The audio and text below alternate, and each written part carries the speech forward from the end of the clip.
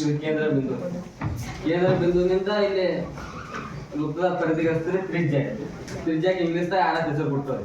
ವೃತ್ತದ ಕೇಂದ್ರ ಬಿಂದುವಿಂದ ಈ ಕಡೆ ಅರ್ಧ ಹಚ್ಚಿದ್ರೆ ತ್ರಿಜ್ಯ, ಅದ್ರ ಈ ಕಡೆ ಹಚ್ಚಿದ್ರೆ ತ್ರಿಜ್ಯನೇ ಆಗ್ತದೆ. ಎರಡು ಸೇಮ್ ಇರ್ತದೆ.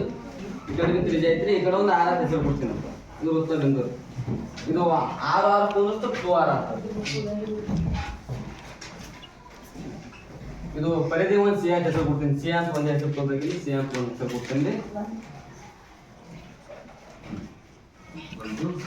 ವೃತ್ತದ ಸುತ್ತಳತೆ ಅಂದ್ರೆ ವೃತ್ತದ ಸುತ್ತಳತೆ ಅಂದ್ರೆ ಇದು ವೃತ್ತದ ವ್ಯಾಸ ಅಂದ್ರೆ 6 + 6 = 2r.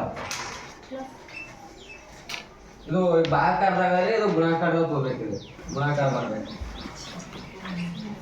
2πr = c.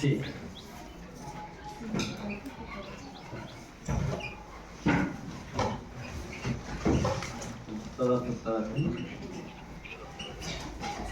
2πr